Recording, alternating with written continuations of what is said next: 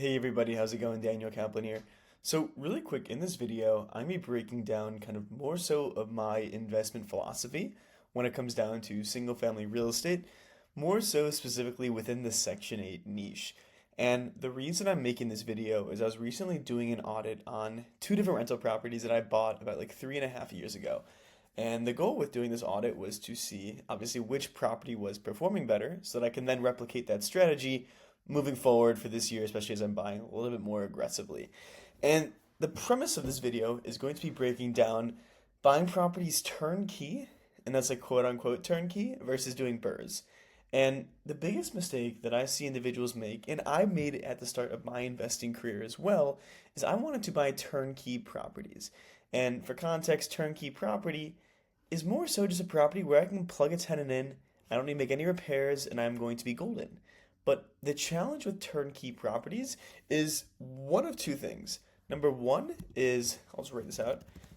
Number one is there's always ghosts in the closet. And what I mean by that is there's always going to be some repairs that you are going to make. You might look at the images, you might maybe even do your inspection, but there's always going to be some repairs that are hidden behind the scenes. Whether it's the CapEx items being too old or someone was covering up some other issue with paint, there's always going to be some ghosts in the closet. And then number two, like I mentioned, kind of within that is CapEx items. So for context, there's a term called useful life. So when I go and get a new roof, I know my useful life is going to be 20 to 30 years, meaning that roof will last me 20 years. After that, I probably have to go and pay 10K to get that thing replaced. Same thing with your HVAC, your electric, your plumbing, etc. And the challenge is your property might be turnkey, as in it is compliant with Section 8 standards, but the caveat is what happens when I have a major CapEx item. Let's say I have a plumbing issue, electric, my HVAC, or my roof. That is going to absolutely fucking kill your returns. You are going to have to make those repairs with cash instead of leverage. So I'm going to be breaking down two different properties. One example is as a turnkey property, the other one is as a burr. And for the sake of this, I just assume that these properties are probably going to be relatively the same in worth. And most people with the burr strategy, what they try to do is they want to leverage cash as best as possible, meaning people's main goal with the burr is like, I want to have the least amount of cash possible in a deal. But I disagree. I don't think that is that important. The reason that I like to do burrs is because I want to knock out my CapEx items using leverage. So for this burr example, I'm going to pretty much have it where I have similar cash tied into the deal after the refi here. So you can kind of see, okay, yes, I have the same like cash on cash return in year one, but what's going to happen 5, 10 years down the line? So property one is a turnkey property, right? You buy this thing for 100K, closing costs are 2 grand. My all-in cost basis for the project is 102K. And typically you're going to go and get like a DSCR loan or just some form of conventional debt. So 75% LTV, getting us a loan of about 76 and a half. Interest rate 7%, amortization 30 years. So my monthly payment is $508 on this thing, and I only needed to bring 25 grand cash. And now I'm looking at my stabilized returns. Okay, I'm gonna rent this thing for 1,300. I got expenses. My NOI is 780 after my debt service. I am left with an annualized cash flow of 3.2K, aka 12%, close to 13% cash on cash return. The market is getting me 7%. I would look at this deal and say, you know what? This is a no-brainer. Let me go and park my cash into this thing. So the kicker though is as we see, so let's go year versus cash flow. Now here's where my big concern is with this kind of model. So give me a second. Let me lay out this comparison here. So year one, like I said, our cash flow is going to be 3.3. And just for the sake of this, I'm just going to assume that I get that same cash flow every single year. So over 5 years, I'm going to have about 16K in net effective cash flow. And you might see this as, you know what, this is a decent yield, right? I got 25 grand cash into this deal, getting a 13% yield, not too bad. But now here is where the challenge is, right? You've got some major items that could be hidden.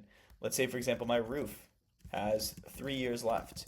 Just like that, that's an 11 grand expenditure. What if my HVAC or my electric or my plumbing, or let's even underestimate best case scenario, right? So what usually will happen is like one of two things for expenses. Expense item number one is turnover, right? Your tenant leaving the property, and now I have to go and make all these repairs to fix it. And then the worst case scenario is a major CapEx item happens.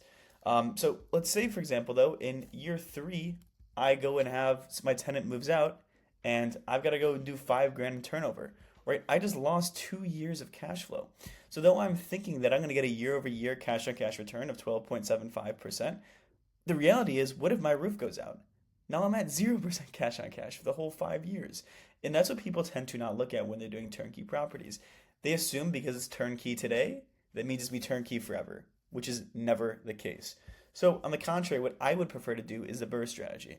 So, I buy this property for 40K, closing costs, same thing. But instead, my rehab is going to be 40 grand. So, my cost basis maybe is a little bit lower than the comparable property. So, how I structure this is I go and get a hard money loan of 90%, 6 month timeline, let's say, to turn this thing around. Interest rate is 13%.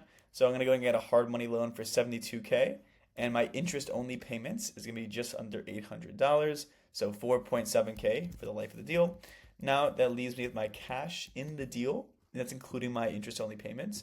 I'm going to have to bring about 12K to this deal, 13K, let's say. Now, at the refi, like as you see, my cost basis on the project was 80K with my interest only payments, another 5 grand in costs. So I technically only added 10 grand in extra value, right? So it's not that big of a yield, right? I'm still going to have 14K tied into this deal, but the benefit is my capital is better leveraged, right? Instead of having 25K in the deal, I have 14K in the deal. But as we see, yeah, my cash on cash is better. My net free cash flow is somewhat similar, but that's irrelevant to me. The most important thing is that I know with this property, because I just put in 40K in work, right? I knocked out my roof. I got a new HVAC. I fixed my plumbing issues because it was outdated. I went and rewired the whole property. Rewired whole property. So I know that these are all major items, right? This could have been a 12 grand roof. My HVAC system could have ran me for 8K. My plumbing probably another 7. And then let's say rewind the property, probably another 7 grand. So the beauty of what we're doing here is I just knocked out all of these items. I now know for future state that I'm not going to have any of these issues. Versus the contrary with property one, the turnkey one, right? If I have a roof go out, boom, there goes 12K. If my tenant leaves, boom, there's 3 grand. And so now I must have thought that, wow, I was going to make 16K.